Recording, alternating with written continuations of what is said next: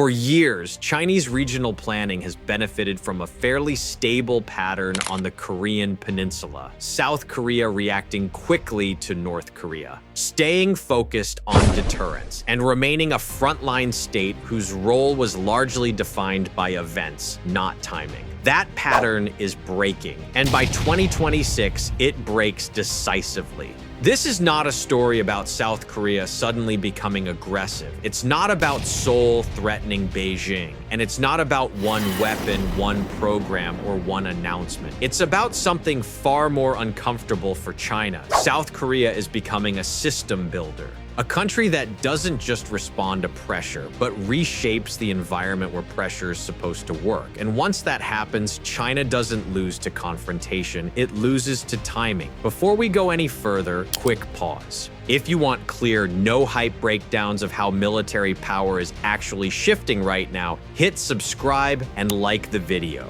It helps the channel more than you think. Now here's where the real story begins. For most of the last 2 decades, South Korea's military posture revolved around one overriding problem: North Korea. Everything flowed downhill from that assumption. Missile defense, air policing, rapid retaliation planning, heavy reliance on US intelligence, and early warning. From Beijing's perspective, this created a kind of strategic predictability. South Korea was dangerous locally, but contained, strong in a crisis, but slow to reshape the wider environment. That picture no longer holds. By 2026, South Korea is no longer organizing itself as a reactive shield. It is organizing itself as an independent node in the regional balance. And once that shift happens, China has to recalculate. This change did not begin with a speech or a crisis.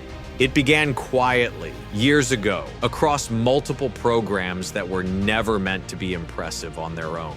Space-based surveillance, submarines designed for persistence rather than spectacle, precision missile forces, air power modernization programs like the KF-21, faster command and control and targeting loops often described as a Korean kill chain logic. Individually, none of these overturn the balance. Together, they compress decision time. That is the danger. By 2026, South Korea is reaching a point where detection, decision, and response no longer rely entirely on borrowed awareness or slow external coordination. When that happens, escalation stops being something China can shape gradually.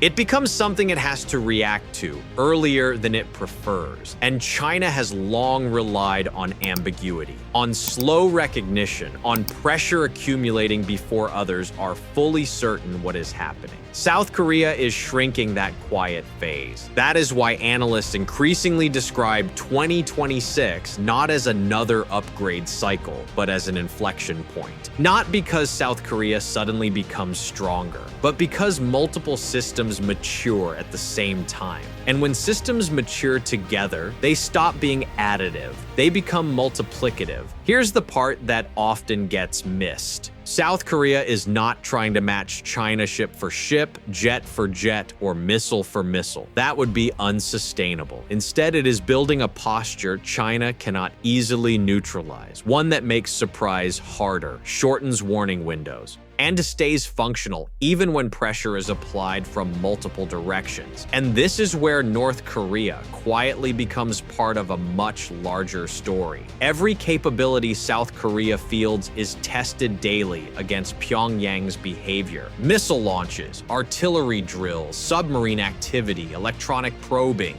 North Korea is not the final threat South Korea is preparing for. It is the stress test. If systems hold under constant North Korean pressure, they scale upward naturally. That scaling is what China now has to factor in. Because by 2026, South Korea no longer looks like a country waiting for crisis to arrive. It looks like a country that expects pressure and has already organized around it. In the next part, we need to talk about why 2026 specifically matters and why this isn't just another modernization story. Because once timing, not firepower, becomes the center of the shift, the entire balance looks different. To understand why 2026 matters, you have to understand how China approaches time. China does not fear strength, it fears compression. Much of Beijing's regional strategy relies on creating space between detection and response. Space to signal, space to apply pressure, space to decide whether to escalate, pause, or reshape the situation before alignment solidifies. That space is shrinking, and South Korea is one of the reasons. For years, major escalation involving the peninsula tended to follow a familiar sequence. North Korea acts, South Korea reacts. The United States assesses, allies debate. Coordination begins. That delay mattered. It created ambiguity. It slowed alignment. It gave China room to decide how visible it wanted to be. By 2026, that sequence becomes less reliable. South Korea's modernization is reaching a point where multiple timelines converge. Not one program finishing early, but several becoming operational together. The first pillar is surveillance and awareness. South Korea has spent years building layered reconnaissance that does not rely on a single feed. Space-based sensors, ground-based radar, maritime patrol aircraft, signals intelligence, all feeding into faster command systems designed to function under pressure. That matters because awareness is the gatekeeper of escalation. If you see earlier, you decide earlier. If you decide earlier, you deny your opponent the slow phase. By 2026, South Korea is less dependent on borrowed awareness to understand what is happening around the peninsula and beyond it. That independence changes behavior. A country that sees clearly does not posture nervously. It prepares calmly. The second pillar is strike credibility. South Korea's missile forces are not built to overwhelm China's defenses. They are built to complicate planning. Longer reach, higher precision, more reliable targeting. Assets once assumed to be insulated can no longer be treated as automatically safe. This is not about attacking China. It is about removing certainty.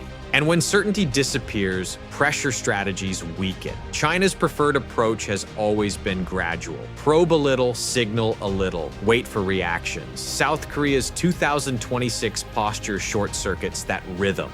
Because pressure that is seen early and understood quickly loses psychological leverage. Then there is air power. By 2026, South Korea's Air Force is no longer just a defensive shield. It is a flexible tool that can integrate rapidly with allies without being dependent on slow coordination. That distinction matters. China has long assumed that alliance coordination takes time. South Korea is reducing how much time coordination actually needs. And again, North Korea sharpens the edge. North Korea is not just a threat. It is a rehearsal environment. South Korea trains under constant missile launches, electronic warfare, artillery threats, and asymmetric pressure. That kind of environment forces systems to be resilient, not elegant. What works under daily stress tends to scale well upward. China sees this clearly.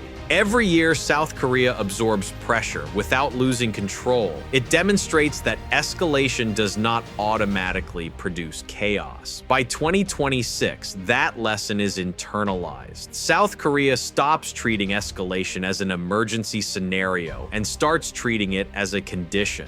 That psychological shift matters. China does not fear South Korea acting recklessly. It worries about South Korea acting confidently. Because confidence shortens timelines, confidence reduces hesitation.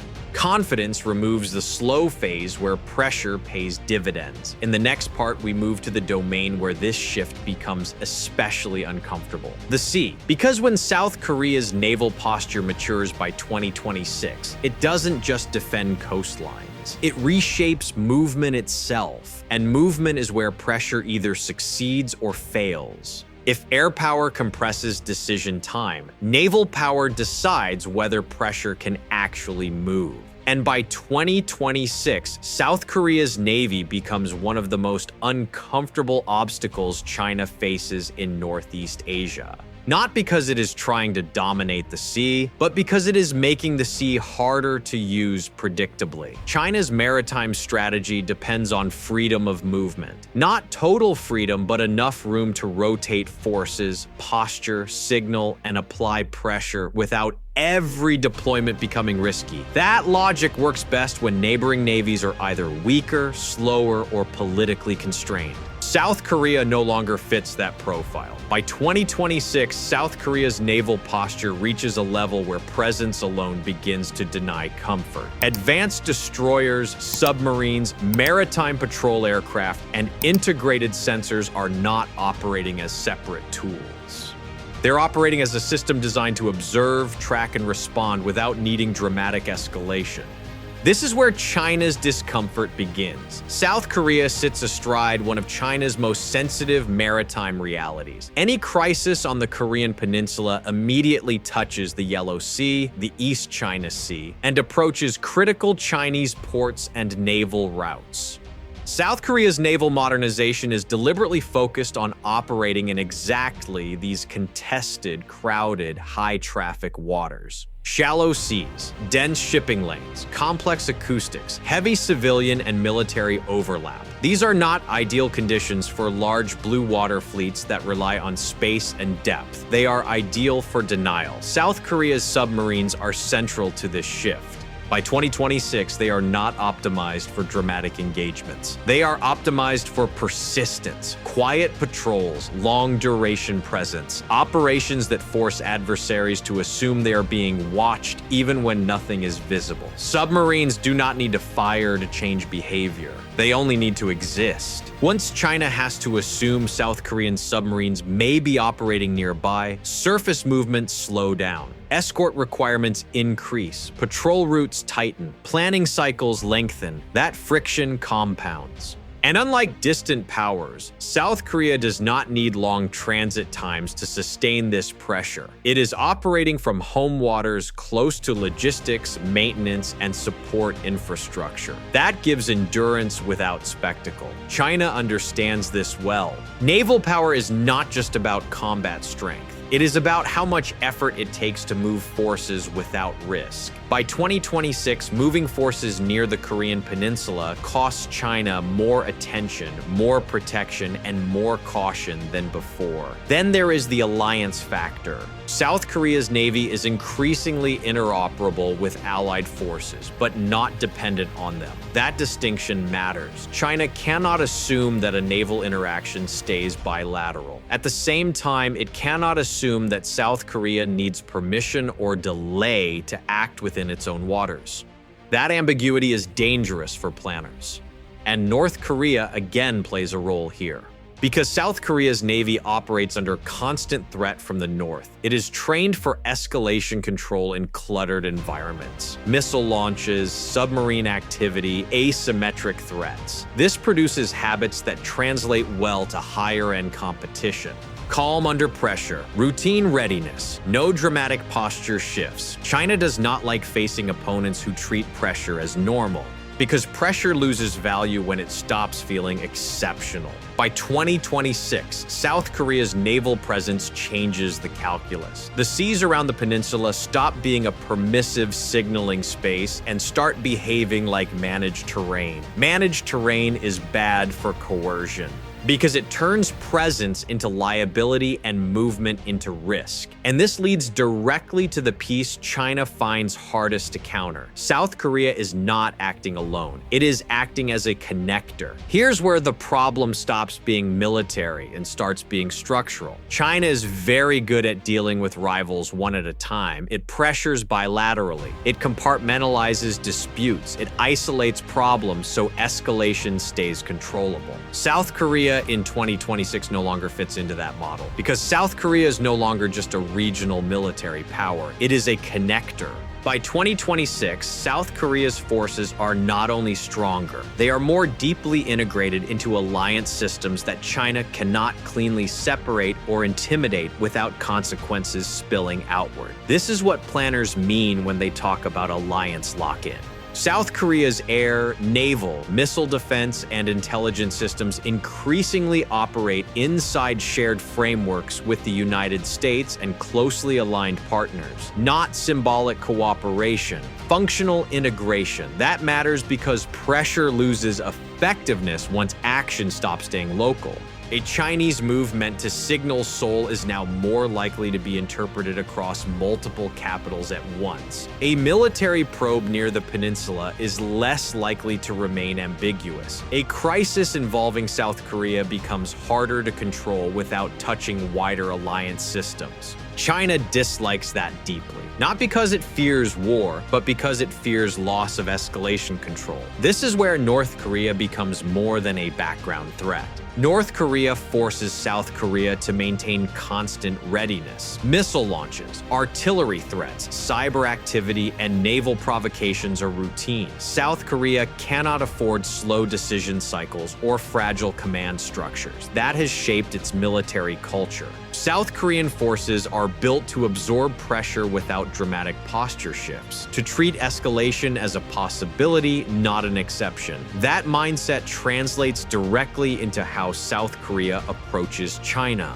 No panic, no hesitation, no overreaction. China's pressure strategies work best when the target visibly reacts, when markets shake, when politics wobble, when decision makers scramble. South Korea's 2026 posture denies that feedback, and the alliance amplifies it. China cannot pressure South Korea without simultaneously testing the credibility of U.S. commitments in the region. It cannot isolate Seoul without reinforcing the very coalition it prefers to weaken. And it cannot escalate cleanly without creating ripple effects across air, sea, cyber, and space domains. This creates a strategic paradox for Beijing. The stronger South Korea becomes inside the alliance, the less attractive pressure becomes as a tool. Not because it fails militarily, but because it fails politically. Every move costs more clarity. Every signal triggers faster interpretation. Every escalation risks becoming multilateral earlier than China prefers. By 2026, South Korea is no longer a weak link China can probe quietly. It is a fixed point in the regional balance. And that brings us to the final piece. Because the most important thing about South Korea's military in 2026 is not what it can destroy. It's what it quietly prevents. By 2026, South Korea does not need to defeat China to matter. It only needs to interfere with how China applies pressure. China's strategy depends on moving early, shaping reactions, and exploiting hesitation before alliances fully align. South Korea's military posture breaks that rhythm. Its missiles complicate mass. Its air and naval forces reduce safe operating space. Its alliance integration removes ambiguity. And years of constant pressure from North Korea have hardened decision-making under stress. Together, these don't threaten China with destruction. They threaten it with friction, and friction is lethal to strategies built on speed and control. South Korea does not posture loudly. It does not seek confrontation. It simply makes pressure slower, riskier, and harder to manage. That is why China cannot ignore South Korea in 2026. Not because Seoul wants conflict, but because Beijing no longer controls the tempo. And in modern military competition, losing control of time is often the first step toward losing everything that comes after.